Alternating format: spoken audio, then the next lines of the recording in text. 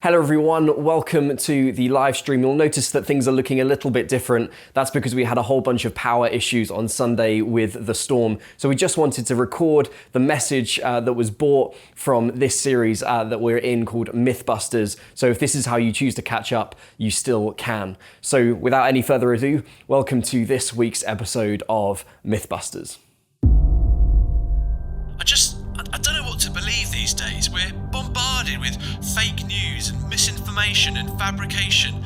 It's impossible to know what's real. We've spent so long being fed inaccurate and spurious data. I mean, don't get me wrong, I want to believe the best, but I just don't know who to believe or what to do with the information I'm given. Who is this man? This self-proclaimed saviour? Can we trust a man whose life is so full of controversy and scandal? You just can't trust the evidence. We've got no idea of the real facts or the hard proof of the situation. Who is corroborating these stories? What is the verification process? You've got to remember, human beings have a terrible track record of being led astray. We need to be wary. What are the fables we've bought into? We've got to separate fact from fiction and determine what's genuine. It's time to bust these myths wide open. It's time to dig for the truth.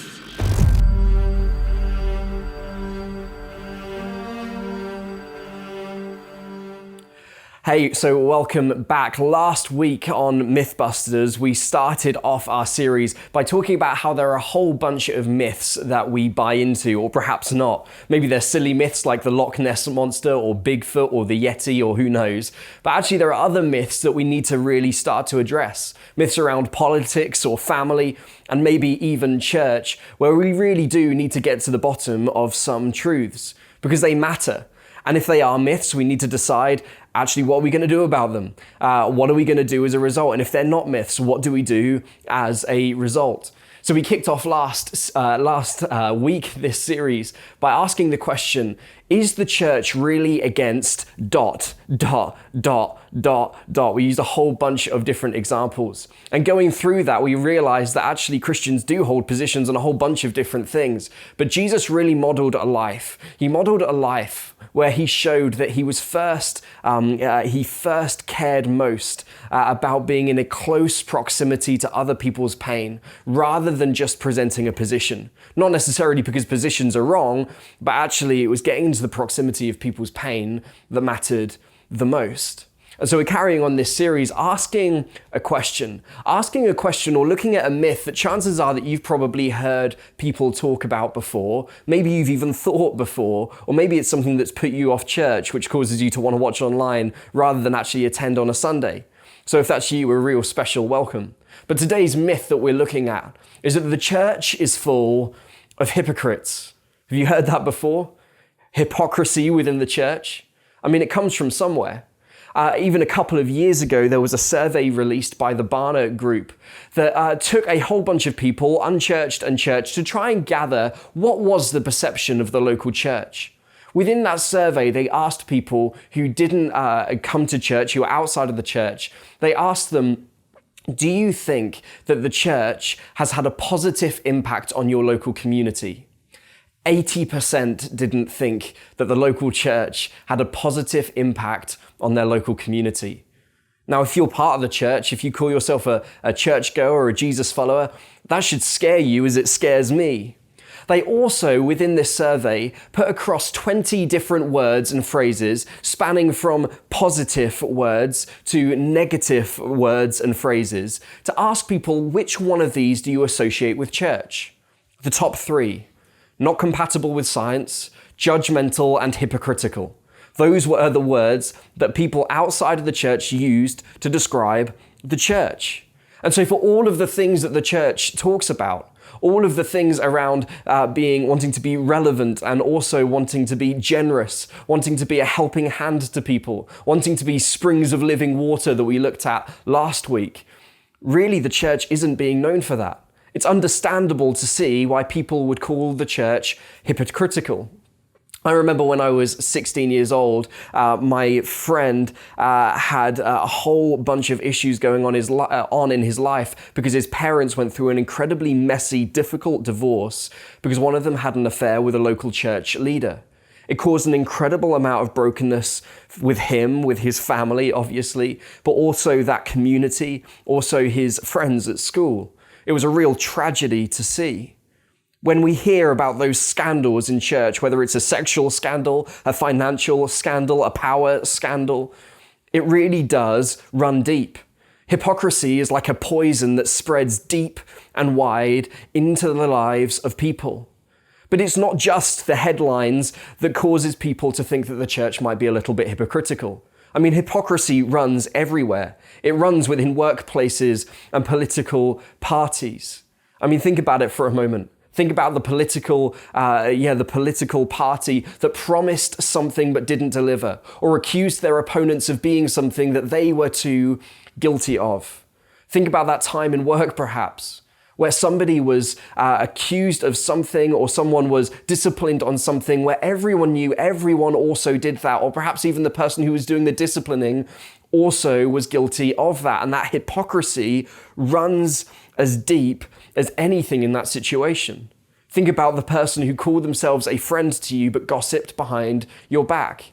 Think about the partner. Think about the partner who accused you of doing something that they too were guilty of. And yes, even the church, with the scandal, with the things that they said were so good to do, but perhaps they also fell ever so short on.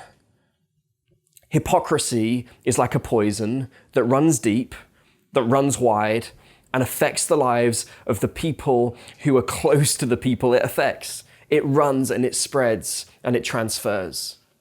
The thing about hypocrisy, though, is that there's often a few different ways of looking at it, or perhaps a few different distances from the events that we can actually perceive. I mean, the first one I like to call is the widespread view of hypocrisy. This is hypocrisy in which we can kind of see because of a reputation, not because of anything specific that's actually happened to you. I mean, you might just say, oh, well, of course the church is bad because isn't it just responsible for X, Y, and Z? Things that perhaps you've never experienced, but you've just perceived. Again, politics is known for this. How many times do we hear, aren't they all just the same? But for the person who actually does want the best for their community, that can really sting. I mean, there's this widespread hypocrisy, but that often comes because of a second type of perceived hypocrisy, which is the personal hypocrisy. The personal hypocrisy. That's when somebody has genuinely had a negative experience of the church or something in their lives where they felt it for themselves, where it's really felt like a knife in the back, where that friend really did gossip about them, where the church who talked about welcoming and grace really did push them away. The personal view of hypocrisy. But there is a third view of hypocrisy, a view in which perhaps many of us don't like to talk about. The blind view of hypocrisy. The hypocrisy in which you and I are responsible for without perhaps even realizing it. I mean, think about it for a moment if I put it like this. When you're driving in your car and you see somebody who doesn't put their indicator on, why are they a stupid driver? When you forget to put your indicator on, you just forget. Why is it that when you see somebody drive really quickly past you on the motorway and they're going blatantly over the speed limit, they are a dangerous driver, and yet when you forget, or when you don't look at your speedometer, it's because you're late and you need to get somewhere because it's an emergency? We have these different standards for other people than we often have for ourselves. And we are all hypocrites in one way or another when it comes to the blind view or the blind experience of hypocrisy.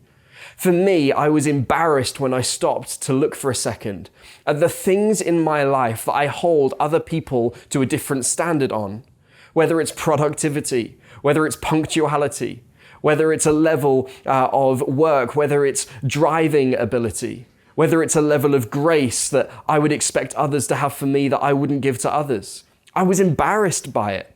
I mean, if I lived up to the standard that I held up for others, everyone around me would have a far better version of Jonny Abbott than they really do get. For you, this is possibly true as well.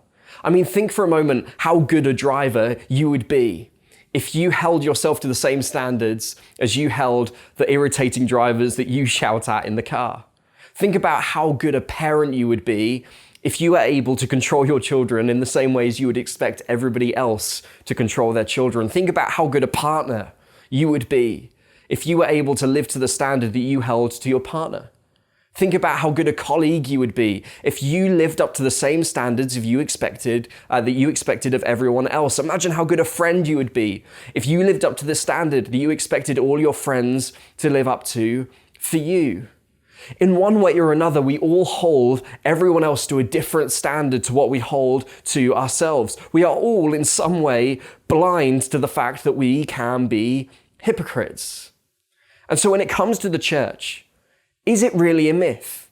Is the church actually just full of hypocrisy? Is it just full of hypocrites? When in reality, in all spheres of life, it's a poison that spreads deep and wide, and perhaps the church isn't just an exception. In fact, the church might even be a prime example. Well, Jesus had an awful lot to say about hypocrisy. In fact, there's one point with the Pharisees and the crowds in the temple. And as he's speaking to his disciples and his crowds, he speaks directly about this religious group called the Pharisees. He calls them out. He says, don't be like these Pharisees who sit on the chair of Moses. The chair of Moses was the seat of authority, this seat which kind of said, I am the person who is able to judge in this situation. This is what else Jesus had to say. So you must be careful to do everything they tell you to do, the Pharisees tell you to do, but do not do what they do. For they do not practice what they preach. They tie heavy, cumbersome loads and put them on other people's shoulders. But they themselves are not willing to lift a finger to move them. Everything they do is done for people to see. They make their phylacteries wide, which were these boxes they put on their head that they filled with scriptures and prayers that were important to them.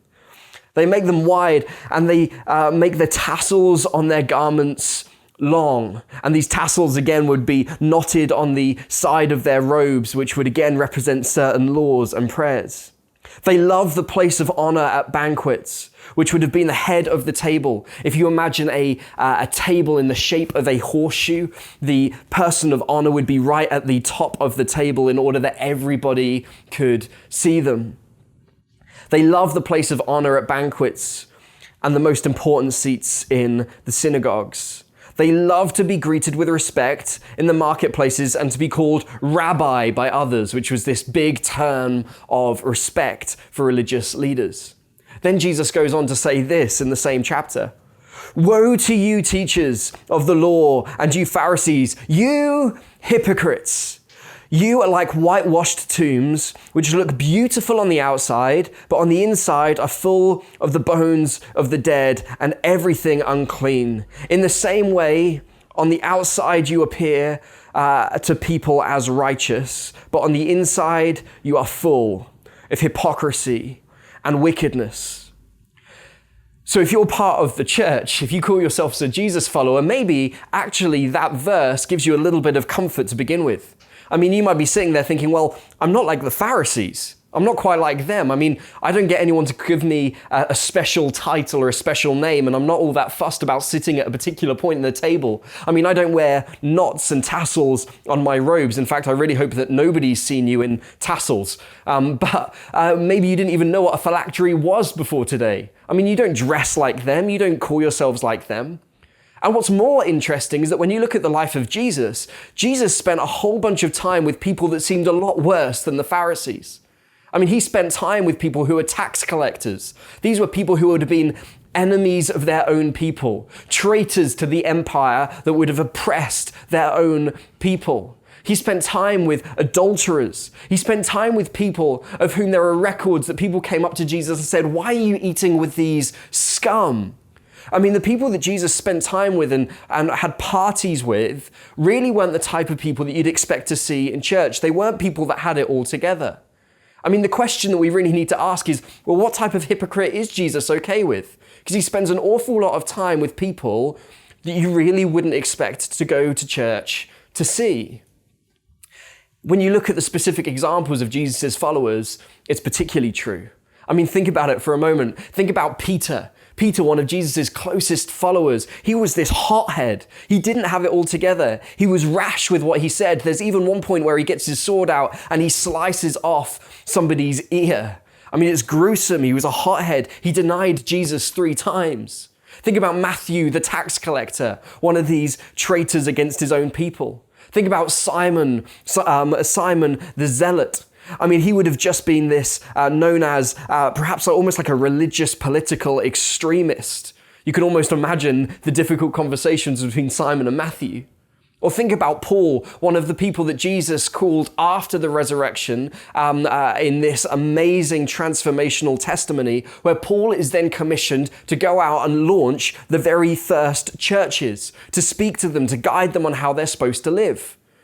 Paul, his initial mission before this point was to try and commit this Christian genocide. I mean, these people really weren't people that had it all together. They were certainly seemed to be worse than the Pharisees. So what was Jesus' point? Why did Jesus spend time with people who didn't have it all together, yet call out the hypocrites? And I think that's kind of the point. You see, there is a type of hypocrite that Jesus is okay with. We find it in that passage we talked about. This is what Jesus says. The greatest among you will be your servant. For those who exalt themselves will be humbled, and those who humble themselves will be exalted. Have you ever had an experience where you felt humbled? Ever had an experience where you've just felt exposed to the world? I remember when I was maybe 15 or 16 years old, I played guitar. I was learning. I was kind of all right, not particularly good, but I really wanted to be part of a band. It was just like one of those internal dreams that you think, how cool would that be to be on stage playing guitar? It would just be the coolest thing in the world. And I remember that in my year at school, there were a few guys who were incredibly good musicians, and I mean really good, not just good for 14, 15-year-olds, actually really good. And they were in need, and they'd sort of put a little bit of a call out for a frontman for their band, someone who could play guitar but also sing. Now, not only was I not as good as them by a country mile and some, but I also couldn't sing. But I kind of went up to them and was like, hey, can I try and be part of your band? And they said, can you sing? And I was like, yeah, I can. I can do a little bit and the rest of it. And can you play guitar? And I was like, yeah, I can play guitar. The band was called The Fuzz, by the way. So that gives you a bit of an insight to what I was like as a 14-year-old. But we went together and rehearsed, and thankfully they didn't have a microphone, so I could kind of like word along the lyrics, and they wouldn't really know that I couldn't sing. But it came to the first gig, and they still hadn't heard me sing, and it came to it, and there really was a microphone. And not only was it quickly apparent that I couldn't sing, but it quickly became apparent as well to myself that I was rubbish at remembering lyrics. I was exposed. I was humbled next to all of these guys that really were actually quite good at their instruments. I was incredibly humbled. For you, have you ever had an experience like that, where you felt exposed, where you felt humbled because of the situations that you got yourselves into? When Jesus talks to his people, he says the people who are going to be greatest are people who humble themselves. Not get exposed by others, but actually expose themselves because they know who they truly are. They recognize their own brokenness. They recognize their own vulnerability. They're open about their own weaknesses. They have an accurate measurement of who they truly are when they know who they are in comparison to the person that they need in Jesus. It's those who humble themselves that are going to be the greatest. That's the type of hypocrite that Jesus welcomes. People who don't have it all together and also kind of know it. But there is a type of hypocrite also that Jesus isn't okay with. We read it in the passage that we read earlier about the Pharisees. Let's look at it again. Everything they do is done for people to see. Everything they do is done for people to see. That first line might now become a little bit more of a challenge for you. Where is it that your investment lies? Is it in the things that really need your investment? Or is it just so that everything you do is done for people to see? Maybe it's not about what rabbis wear or what you get people to call you, but maybe it's other things in life. The things that actually you would rather nobody knew about. The things that happen behind closed doors. Think about the arguments that you have with people that no one else sees. Think about the gossip that you share that you know will never come back to you. Think about your internet history. Think about the times where you have to look over your shoulder, left and right, before you do what you're about to do. Think about maybe your financial situation and how you got there. What are the things in life that you try and cover up and hide from everybody else in order that you can try and present an image that other people will like you for? Where does your investment go? We all have things that we try and cover up. We all have things that we're a little bit ashamed of. But when it comes down to it, the hypocrites that God calls out are the people that pretend their lives are all together. For you, if you're a churchgoer, if you're a Jesus follower, you need to ask yourself the question, how is it that my life is perceived?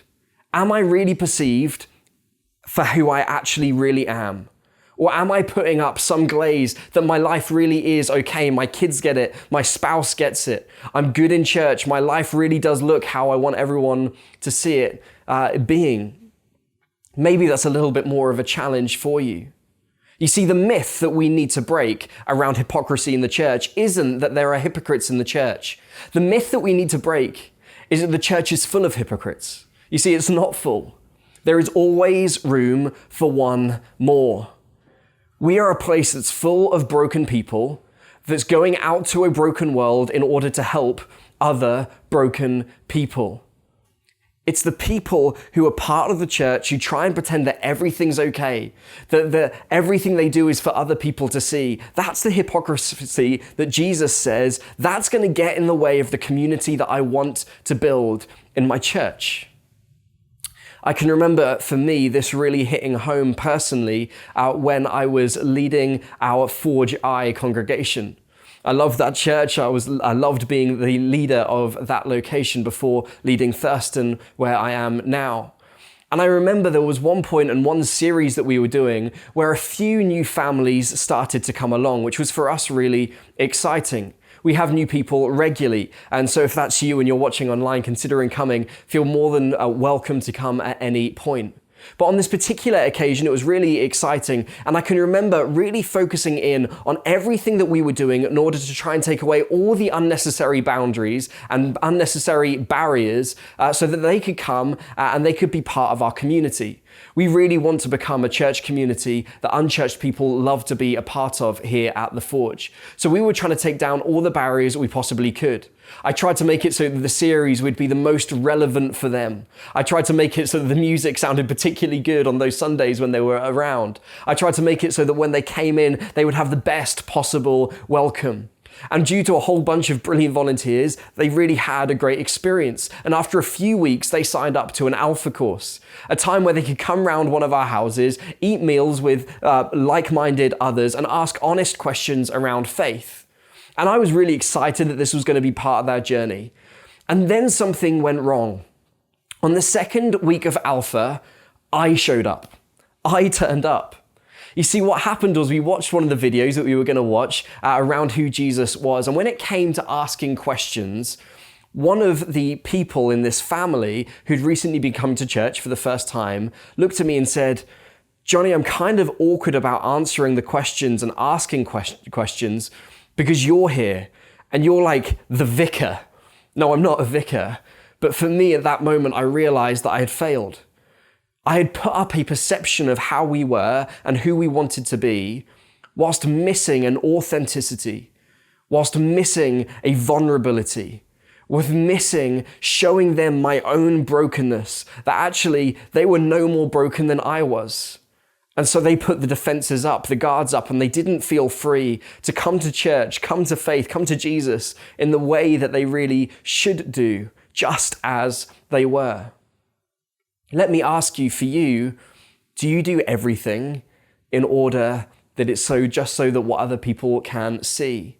Let me ask you, what's your mess?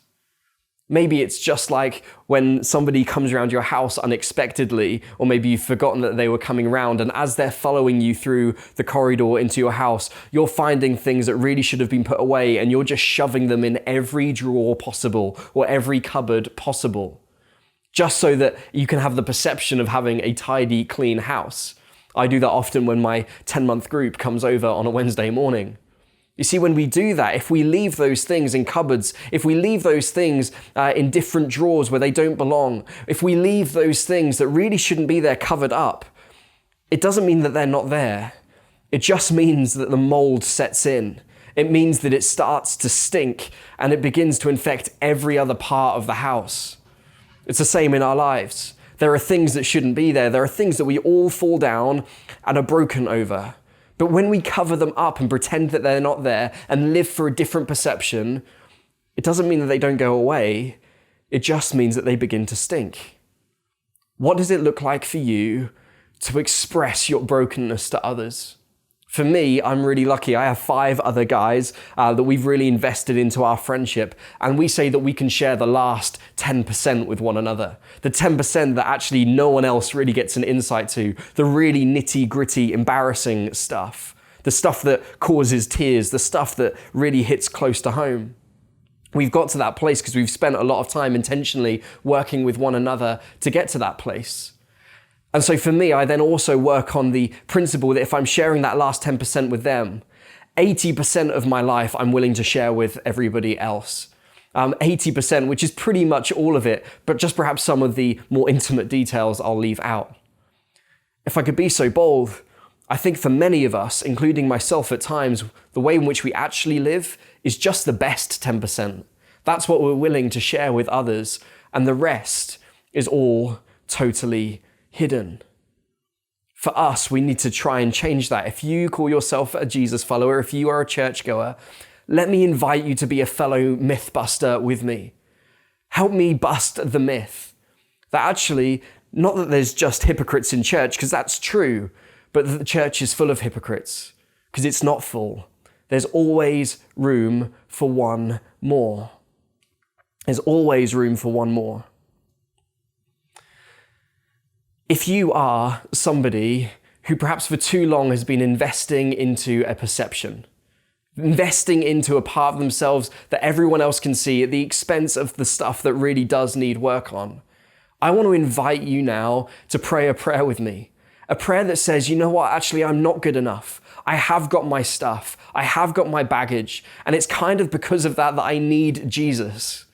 I want you to invite you now to pray a prayer with me. The prayer goes like this. I am broken. I do not have it together in the way that I would want people to think. I really need help. Repeat that after me, perhaps. I am broken. I do not have it together in the way that I would want people to think. I really need help. So wherever you are watching this now, I'm going to read it out one more time and out loud. Why don't you say it after me? I am broken. I do not have it together in the way that I would want people to think. I really need help. The myth that we need to bust.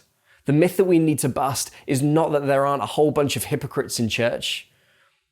The myth we need to bust is that the church is full of hypocrites. There is always room for one more. Just as I finish, I want to highlight a verse from this man called Paul. The man who spent a lot of his time trying to kill the Christians he later then tried to support. Paul said this in one of his letters to a group of people called the Corinthians. He says this, I delight in my weaknesses, for when I am weak, then I am strong. For you, what are your weaknesses? Where are you broken? Where are the vulnerable parts of your life? What are the things that you need to open up to and express? Not because of shame, but in order that you can bring that to Jesus, in order that you can live a real, authentic life where things do get better, where you can help other people live free as well. The myth we need to bust is not that there aren't a whole bunch of hypocrites in church, it's that the church is full of hypocrites. There is always room for one more.